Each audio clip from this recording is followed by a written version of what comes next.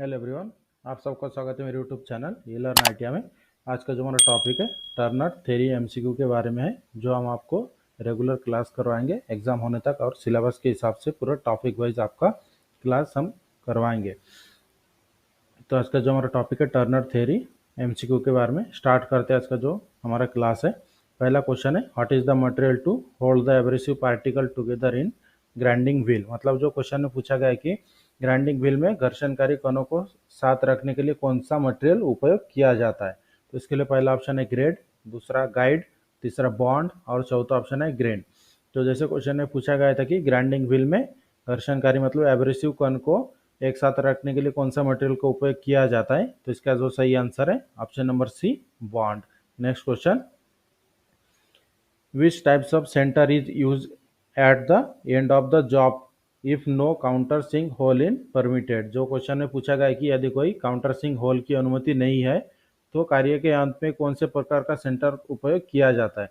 तो सबसे पहले क्वेश्चन समझ लेते हैं कि क्वेश्चन में जो पूछा गया है कि सेंटर सपोर्ट देना है लेकिन उस जॉब के एंड में हमें कोई काउंटर सिंकिंग होल का परमिशन नहीं है, तो उस समय कौन सा सेंटर का उपयोग किया जाता है जो क्वेश्चन में पूछा है। तो इसके लिए पहला ऑप्शन है इंसर्ट टाइप सेंटर, दूसरा रिवॉल्विंग सेंटर, तीसरा फीमेल सेंटर और चौथा ऑप्शन है बॉल सेंटर। तो जैसे क्वेश्चन में पूछा गया था कि यदि कोई काउंटर सिंक होल की अनुमति नहीं है तो कार्य के अंत में कौन से प्रकार का सेंटर का उपयोग किया जाता है, तो इसका आंसर है option number C, female centre.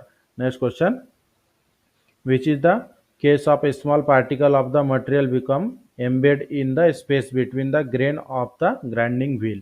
जो क्वेश्चन में पूछा गया है कि ग्राइंडिंग व्हील के दानों के बीच के स्थान में पदार्थ के छोटे कणों के अंतःस्थापित होने का कारण क्या है। जैसे ग्राइंडिंग व्हील के जो एब्रेसिव होते हैं उसके बीच में मटेरियल फंस जाता है, उसका कारण क्या है जो क्वेश्चन में पूछा गया है। तो इसके लिए पहला ऑप्शन है ग्लेजिंग, दूसरा ऑप्शन है लोडिंग, तीसरा ऑप्शन है ग्रूविंग और चौथा ऑप्शन है ड्रेसिंग। तो जैसे क्वेश्चन में पूछा गया था कि ग्राइंडिंग व्हील के एब्रेसिव के बीच में जो मटेरियल फंस जाते हैं उसका कारण क्या है, तो इसका आंसर है option number B, loading. Next question, what is the operation show in figure. तो स्क्रीन पर आपको एक डायग्राम दिखाई दे रहा है, इस डायग्राम में कौन सा ऑपरेशन दिखाया गया है जो क्वेश्चन में पूछा है। तो इसके लिए पहला ऑप्शन है चेकिंग स्क्वायरनेस ऑफ बुश, मतलब जो बुश के स्क्वायरनेस की जांच करना। दूसरा ऑप्शन है चेकिंग पैरेलल ऑफ बुश, मतलब बुश के समांतर की जांच करना। तीसरा ऑप्शन है चेकिंग डायमीटर ऑफ बुश, मतलब बुश के डायमीटर को चेक करना।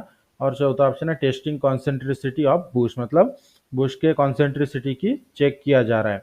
तो जैसे क्वेश्चन में पूछा गया था कि स्क्रीन पर दिखाया गया डायग्राम कौन सा ऑपरेशन किया जा रहा है, तो इसका जो सही आंसर है option number D, testing concentricity of bush. मतलब जो स्क्रीन पर आपको दिखाई दे रहा है सेंटर टू सेंटर है, तो उसमें एक बुश है, उसका बुश का कॉन्सेंट्रिसिटी डायल टेस्ट इंडिकेटर से चेक किया जा रहा है। Next question, what is the schedule of lubrication for the lathe bed. Lathe bed के लिए लुब्रिकेशन का शेड्यूल क्या है।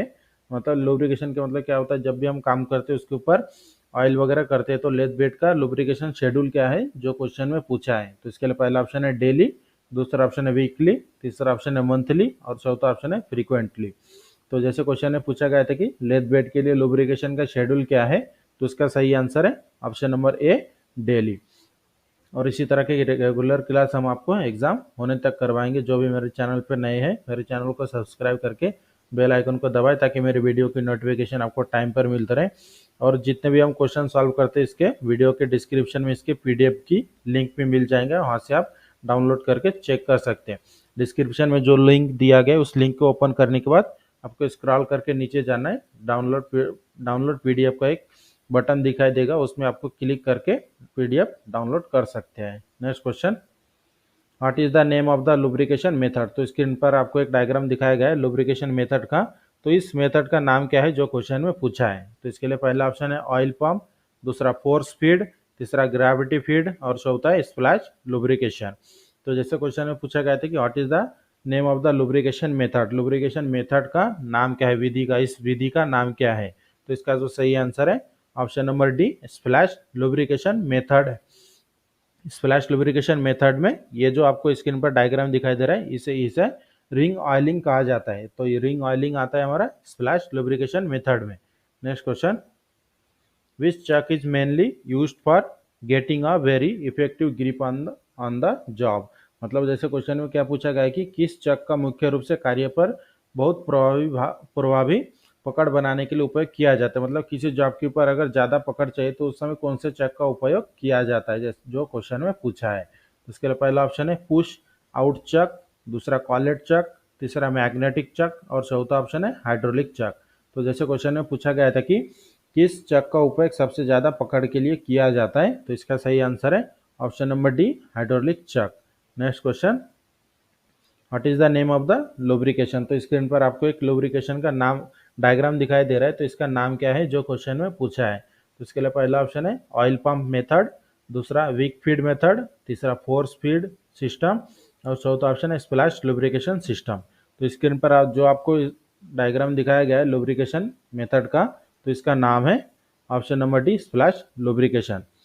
Next question, which is use to support hollow end job. जो क्वेश्चन में पूछा गया है कि हॉलो जॉब के अंतिम कार्यों को समर्थन देने के लिए किसका उपयोग किया जाता है, मतलब कोई जॉब अगर हॉलो है, मतलब पाइप, मान लीजिए कि एग्जांपल के लिए पाइप, उसको अगर सेंटर सपोर्ट देना है तो उस समय कौन से सेंटर का उपयोग किया जाता है, जो क्वेश्चन में पूछा है। तो इसके लिए पहला ऑप्शन है बॉल सेंटर, दूसरा पाइप सेंटर, तीसरा फीमेल सेंटर और चौथा ऑप्शन है टिप सेंटर। तो जैसे क्वेश्चन में पूछा गया था कि हॉलो जॉब को सपोर्ट देने के लिए कौन से सेंटर का उपयोग किया जाता है, तो इसका आंसर है option number B, pipe centre.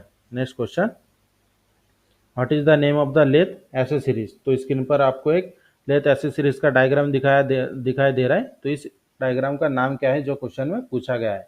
इसके लिए पहला ऑप्शन है क्लच प्लेट, दूसरा ड्राइविंग प्लेट, तीसरा फेस प्लेट और चौथा ऑप्शन है लेथ कैरियर। तो स्क्रीन पर जो आपको लेथ एसेसरीज का डायग्राम दिखाया गया है, तो इसका आंसर है option number B, driving plate. Next question, which wheel is use for grinding tough material, मतलब जैसे क्वेश्चन में पूछा गया है कि टफ मटेरियल की ग्राइंडिंग करने के लिए कौन से व्हील का उपयोग किया जाता है। तो इसके लिए पहला ऑप्शन है सिलिकॉन कार्बाइड, दूसरा एल्यूमिनियम ऑक्साइड, तीसरा सीमेंटेड कार्बाइड और चौथा ऑप्शन है ceramic.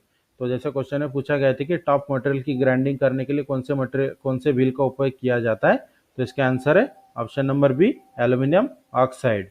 Next question, which bonding material is not affected by water, acid और normal temperature। जो क्वेश्चन में पूछा गया है कि कौन सा बॉन्डिंग मटेरियल जल, अम्ल या सामान्य ताप से प्रभावित नहीं होता है।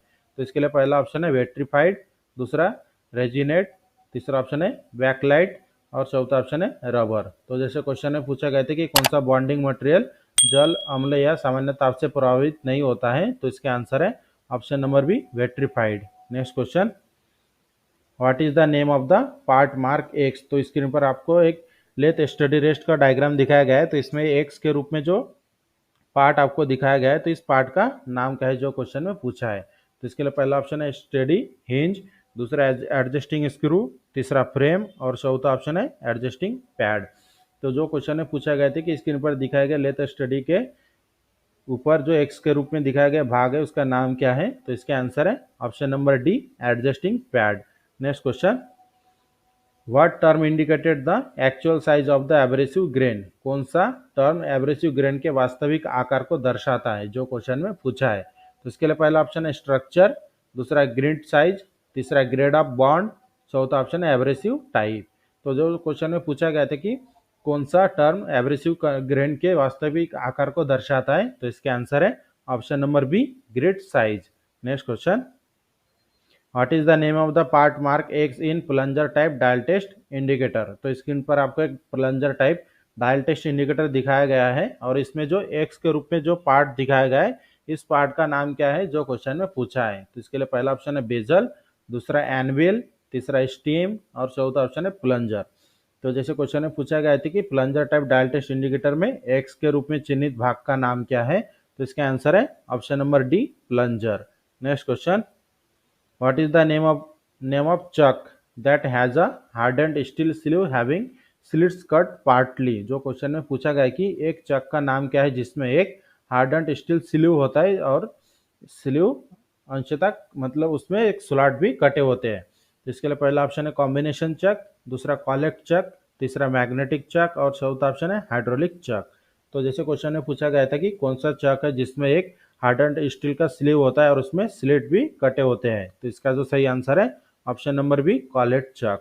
Next question, what is the representation of symbol below. तो जो क्वेश्चन में दिखाया गया डायग्राम है, ये सिंबल क्या दर्शाता है, जो क्वेश्चन में पूछा है। तो इसके लिए पहला ऑप्शन है डेली लुब्रिकेशन, दूसरा ऑप्शन है वीकली लुब्रिकेशन, तीसरा मंथली लुब्रिकेशन और चौथा ऑप्शन है शेड्यूल लुब्रिकेशन। तो स्क्रीन पर आपको एक मेंटेनेंस का सिंबल दिखाया गया है। तो इस मेंटेनेंस का सिंबल का मीनिंग क्या होता है जो क्वेश्चन में पूछा था। तो इसका आंसर है option number B, weekly lubrication का सिंबल है। Next question, which mandrel is used for machining similar part where internal diameter varies slightly। जो क्वेश्चन में पूछा गया है कि किस मैंड्रिल का उपयोग समान भागों की मशीनिंग के लिए किया जाता है जहां इंटरनल डायमीटर थोड़ा अलग होता है। तो इसके लिए पहला ऑप्शन है गैंग मैंड्रिल, दूसरा स्टेप मैंड्रिल, तीसरा टेपर शांक मैंड्रिल और चौथा ऑप्शन है एक्सपांशन स्टड मैंड्रिल। तो जो क्वेश्चन में पूछा गया था कि किस मैंड्रिल का उपयोग समान भागों की मशीनिंग के लिए किया जाता है जहां इंटरनल डायमीटर थोड़ा अलग अलग होता है। तो इसका आंसर है option number C, taper shank mandrel. Next question, what is the name of chuck. तो स्क्रीन पर आपको एक चक का डायग्राम दिखाया गया है। तो इस चक का नाम क्या है जो हमें क्वेश्चन में पूछा है। तो इसके लिए पहला ऑप्शन है पुश आउट चक, दूसरा मैग्नेटिक चक, तीसरा ईयर ऑपरेटेड चक और चौथा ऑप्शन है ड्रॉ इन चक। तो जो क्वेश्चन में पूछा गया था कि स्क्रीन पर दिखाया गया डायग्राम का नाम क्या है। तो इसका सही आंसर है option number B, magnetic chuck. Next question, which mandrel are not used in between lathe centre. Lathe centre के बीच कौन से मैंड्रिल का उपयोग नहीं किया जाता है जो क्वेश्चन में पूछा गया है।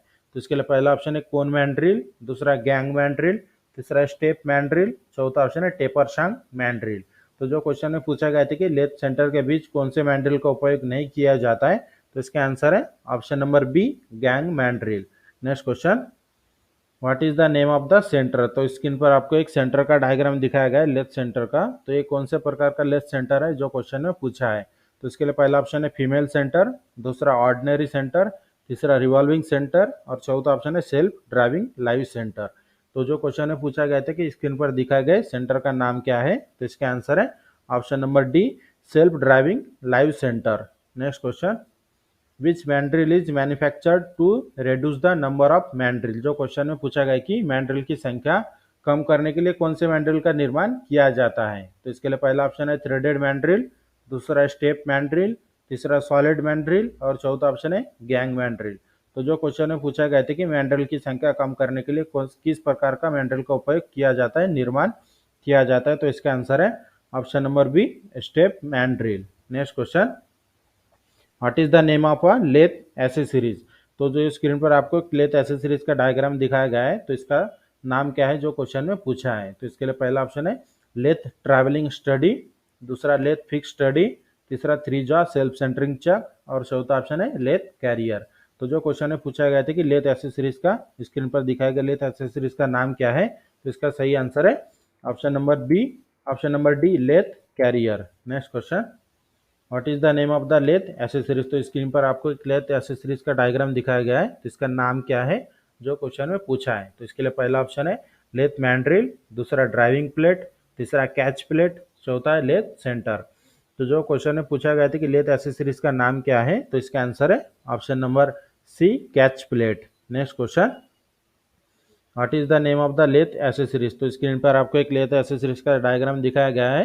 तो इसका नाम क्या है जो हमें पहचानना है। तो इसके लिए पहला ऑप्शन है ड्राइविंग प्लेट, दूसरा लेथ सेंटर, तीसरा कैच प्लेट, चौथा फेस प्लेट।